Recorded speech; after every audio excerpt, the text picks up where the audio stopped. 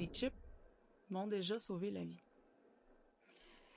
Un peu de contexte, j'étais malheureuse, j'étais dans une situation de couple avec quelqu'un qui était abusif, quelqu'un qui n'était pas présent non plus. Donc, j'étais souvent seule avec mes 2 enfants. Quand je couchais mes enfants, le petit moment de bonheur que j'avais, tu sais, le cirque tire à sa fin dans la journée, c'était en avant de la télé avec des chips. Je mangeais un sac de chips Costco par soir à mon pire. J'essayais de fuir toute l'angoisse, l'anxiété de la journée, fuir toutes les frustrations de la journée.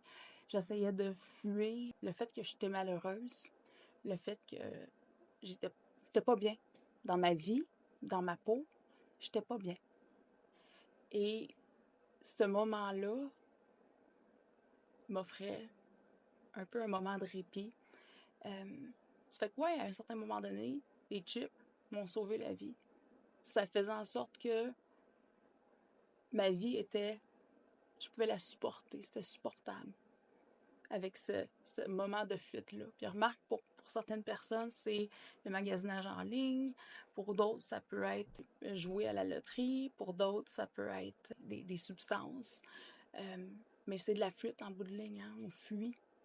À un moment donné, j'étais plus capable de fuir parce que au fur et à mesure qu'on ne gère pas, ça nous rattrape. C'est-à-dire qu'à un moment donné, j'étais tannée de prendre une pelletée de terre, puis de la pelleter en avant de moi, puis d'être obligée de la repelleter, puis de la remettre en avant de moi, puis de la repelleter. C'était un peu ça. C'était rendu un cycle qui allait nulle part.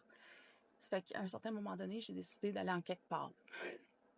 J'ai décidé qu'il fallait que je choisisse une destination pour moi, qu'il fallait que je choisisse un objectif, un but, puis de travailler pour avancer vers ce but-là, pour être authentique à mes ambitions puis mes objectifs.